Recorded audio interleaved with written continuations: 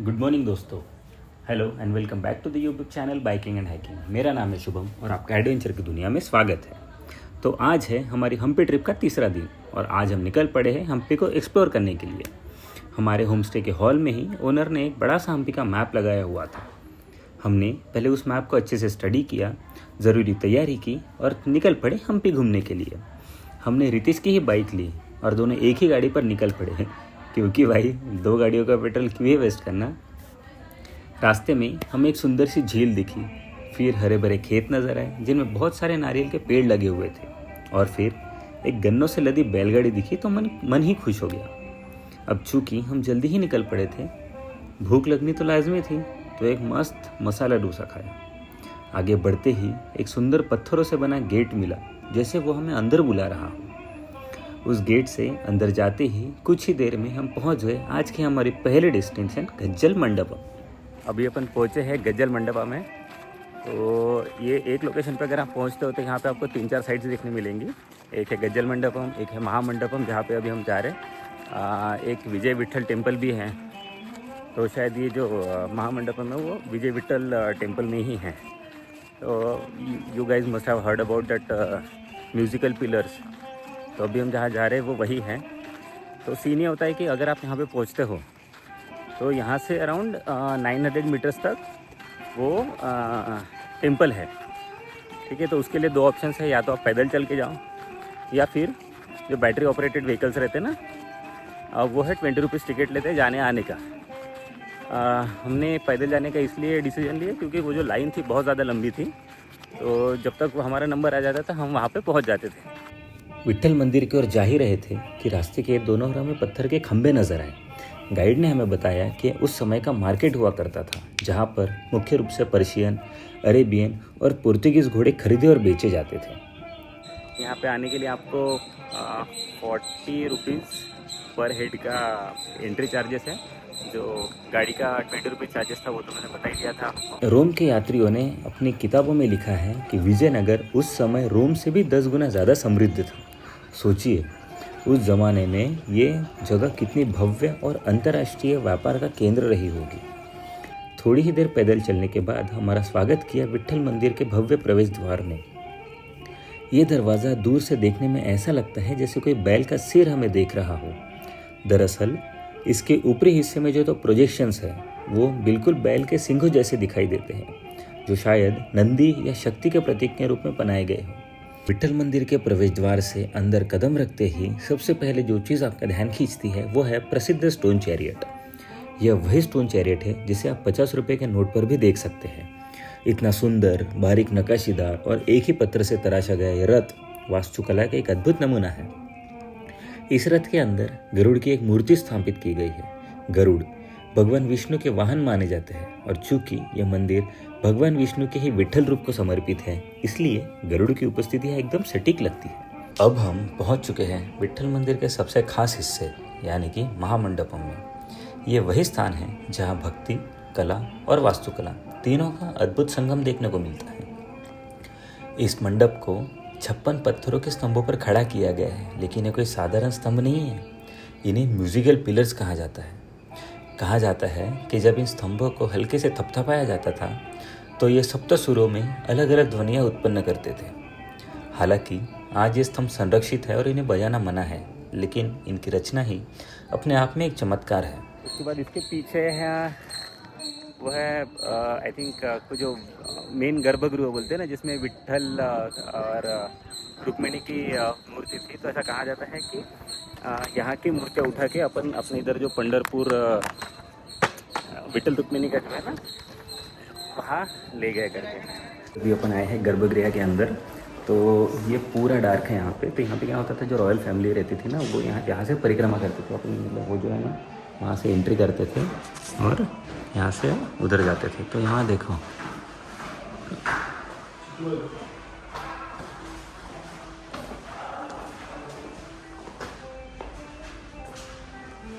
तो अभी अपन भी परिक्रमा करते हैं। दूसरी साइड अपने को गाइड मिलने वाला है और ये परिक्रमा पूरी अंधेरे में है। यहाँ पे पूरा डायरेक्ट है, फ्लैश लाइट के बिना तो आप चल नहीं पाते हो। गाइस इफ यू रिमेंबर, मैंने किसी तो वीडियो में बोला है कि यहाँ एंट्री करते ही ना अपने को बहुत सारे बस चट्टानों के पहाड़ दिख रहे हैं। जैसे अगर आप मेरे पीछे देखते हो ना, ये देखो ये चट्टान है, उधर पूरे चट्टान के पहाड़ है ना, वीडियो में दिख रहे होंगे। तो ये जो चट्टान के पहाड़ है वो वोल्केनिक इरप्शन से बने हुए हैं। तो इसको क्या ग्रेनाइट ही बोला था ना?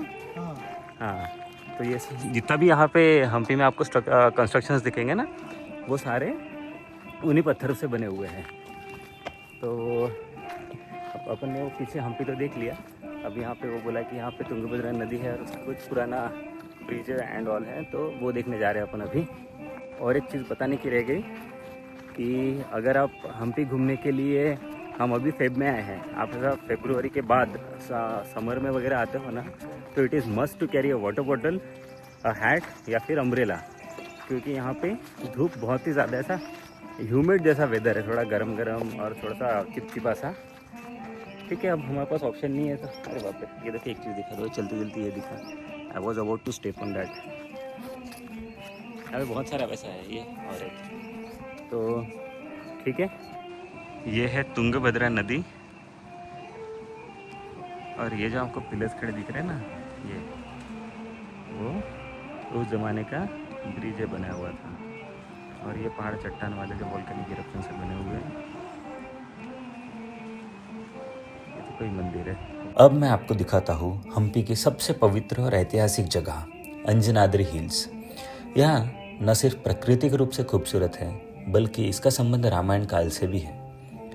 लगभग 575 सीढ़ियाँ चढ़ने के बाद आप पहुँचते हैं उस जगह पर जिसे भगवान हनुमान जी का जन्म स्थान माना जाता है। अंजनाद्री हिल्स को ही प्राचीन किष्किंधा नगरी का हिस्सा माना जाता है, जहाँ वानर राज सुग्रीव का राज्य था और जहाँ भगवान राम और हनुमान जी की पहली भेंट हुई थी। यही वो धरती है जहाँ से लंका विजय की कहानी शुरू हुई। गाइस, अपन अभी नेक्स्ट पॉइंट पे, इसका नाम है क्वींस बाथ। भले इसका नाम क्वींस बाथ है, लेकिन इट इज़ नॉट नोन कि ये किस पर्पज़ से यूज़ किया जाता था। हाँ, लेकिन यहाँ पे ये जो पॉन्ड जैसा बना हुआ है, यहाँ पे पानी जमा होता था एंड यहाँ पे बालकनीज दी गई है। गाइस, अभी अपन है रॉयल इंक्लोजर में। तो रॉयल इंक्लोजर का ये जो पार्ट है, this was the centre of the Vijayapuram dynasty. मतलब विजयपुरम का सेंटर था। डिनेस्टी की क्या बात हो रही है यहाँ पे, विजयपुरम वॉज द सिटी, है ना। तो यहाँ पे हाँ, ये जो है ना, सबसे ऊपर वाला सिंहासन दिख रहा है, सिंहासन दिख रही है, वहाँ पे राजा बैठा करता था। और ये जितने अभी है ना, यहाँ पे जो भी फेस्टिविटीज़ होती थी, फंक्शंस होते थे, तो राजा यहाँ बैठ के उधर देखता था। ठीक है, और मेनली यहाँ का यूज़ ज़्यादा दशहरा के टाइम पे होता था, ऐसा लिखा गया है। रॉयल इंक्लोजर विजयनगर साम्राज्य का दिल हुआ करता था, जहाँ से कभी सम्राटों ने पूरे दक्षिण भारत पर शासन किया था। इसी परिसर में कभी मौजूद था राजा का दरबार, जहाँ विशाल सभा लगती थी और साम्राज्य के बड़े फैसले लिए जाते थे। आज भले ही इसका ऊपरी हिस्सा मिट चुका है, लेकिन इसकी पत्थरों की नींव आज भी उस गौरवशाली दौर की गवाही देती है।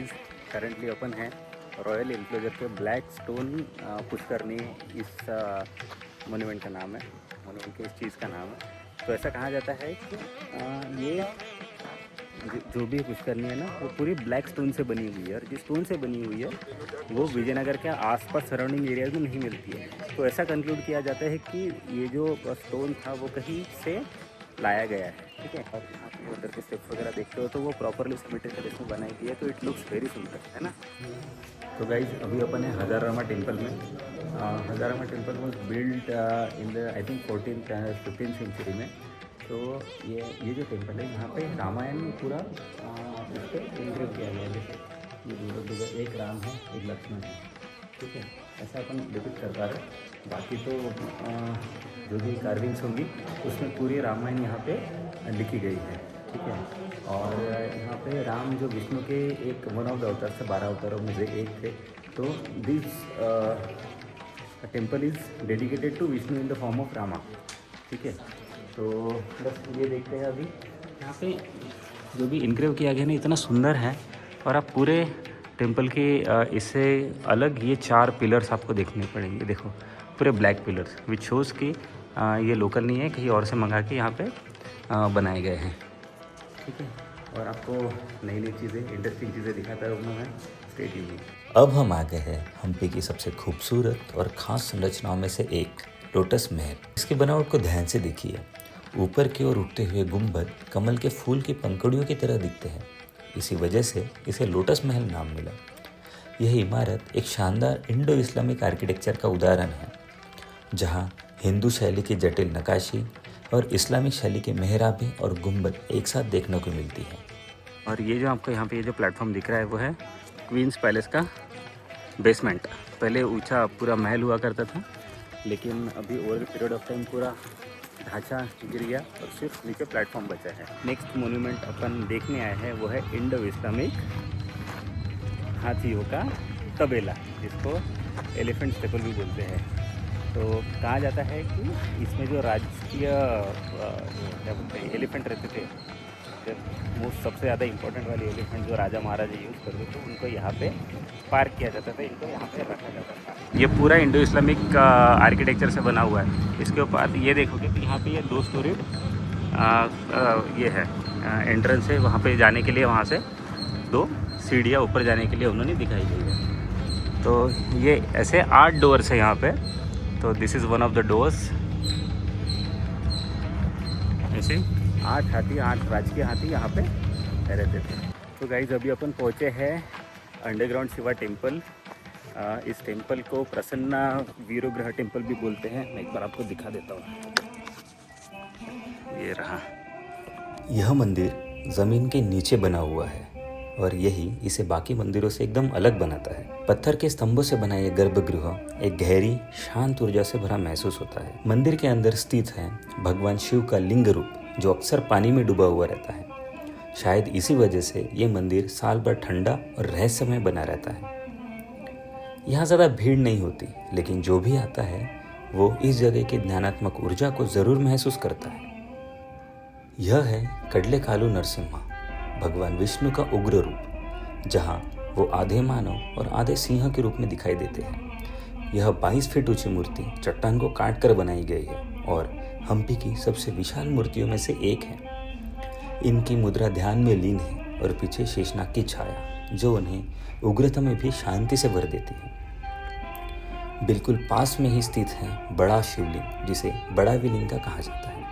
यह लगभग 12 फीट ऊंचा है और हमेशा पानी से घिरा रहता है, जो उसे और भी पवित्र बनाता है। शिव और विष्णु दोनों ही रूप यहाँ एक साथ विराजमान हैं, जैसे हम्पी की धरती पर संतुलन और ऊर्जा का प्रतीक है। इतना सब घूमने के बाद भूख तो लगनी ही थी, तो हमने एक लाजवाब लेमन राइस खाया। फ्रेश होकर हम निकल पड़े हम्पी के सबसे पवित्र स्थल की ओर, विरूपाक्ष मंदिर। यह हम्पी का सबसे पुराना और अब भी सक्रिय मंदिर है, जो भगवान शिव के विरूपाक्ष रूप को समर्पित है। इस मंदिर का इतिहास 7वीं शताब्दी तक जाना जाता है और यहाँ आज भी रोज पूजा अर्चना होती है। अगर आप मंदिर के गर्भगृह तक जाना चाहते हो तो आपको 25 रुपये का टिकट लेना होगा। मंदिर की एक खास और सबसे प्यारी आकर्षण है हथनी लक्ष्मी। अगर आप इन्हें कुछ रुपए दे तो ये अपनी सूंड से आपको आशीर्वाद देती है।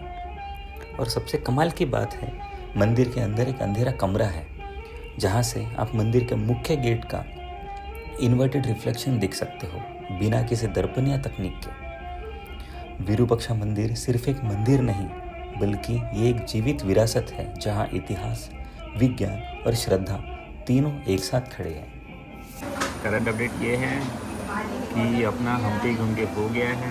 हम्पी घूमना बोले तो जो मेन प्लेसेस है ना, एक दिन में जितने कवर हो सकते थे, बेसिकली हमने साउथ हम्पी देख लिया पूरा आज। विरूपाक्ष टेम्पल में जब गए थे तो वहाँ पे अपनी बैटरी डेड हो गई थी, तो इसलिए कुछ उसके बाद की कुछ ज़्यादा डिटेल्स है भी नहीं। वैसे वहाँ से हम बस एक मार्केट गए, मार्केट वॉज वेरी छोटा सा। अब हम आए डिनर करने। डिनर में हमने मंगाए हैं साउथ इंडियन थाली।